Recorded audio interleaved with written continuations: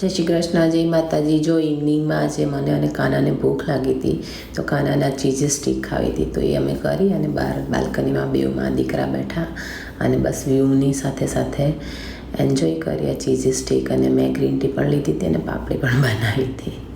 તો બસ એ મજા લીધી અને કાનો રમવા ગયો અને ત્યાં સુધી હું ફટાફટ કિચનમાં આવી અને ડિનરની તૈયારી કરી લીધી. આજે ડિનરમાં હું બનાવું છું, મકાઈ હતી અને બીજું કોઈ વેજીટેબલ્સ હતું નહીં, તો પછી મકાઈ હતી તો પછી મેં મકાઈ અને પનીરનું સબ્જી બનાવ્યું અને પરોઠા બનાવવાની હતી.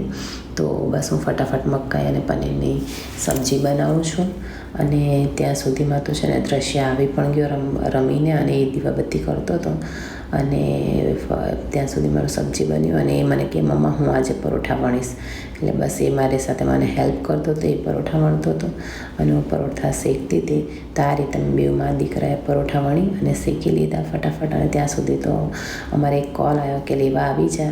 તો જો આજે અમે કોને લેવા જઈએ છીએ જોવું છે, ચલો તમને બતાવો અમે બેઉમાં દીકરા આજે કોને લેવા ગયા અને કોણ આવે છે તે હું તમને બતાવું. ફટાફટ પરોઠા શેકી અમે તૈયાર થઈ અને નીકળી ગયા લેવા માટે. અને આ જઈએ છીએ અમે લેવા માટે. અમે ક્યાં આવ્યા છે? જો આ છે મીના પોર્ટ. યસ, અમે આવ્યા છે રાત્રે મીના પોર્ટ ઉપર. હા, કારણ કે જે આવે છે તે ક્રૂઝમાં આવે છે.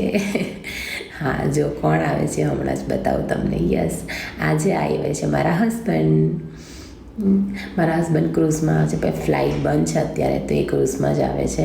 અને બસ એ મળ્યા અમે લોકો. અને ત્યાં બાજુમાં જ એક અલમીના કરીને માર્કેટ છે, તો અમે કોઈ દિવસ ગયા ના. તો મારા હસબન્ડ કે ચાલ આપણે આંટો મારીએ. તો અમે ત્યાં થોડો આંટો માર્યો અને ત્યાં વ્યૂની મજા લીધી, થોડું વોક કર્યું અને પછી ત્યાંથી અમે ઘરે આવવા માટે રિટર્ન થઈ ગયા. જો આજે ચાંદ કેટલો સરસ દેખાય છે ને, તો વળી વળીને એનો ચાંદનો જ વિડીયો લેતી હતી અને અમે ઘરે આવી ગયા. આ છે અમારું પાર્કિંગ. ચલો મળીએ નેક્સ્ટ વ્લોગમાં. Bye, good night, see you next વ્લોગમાં.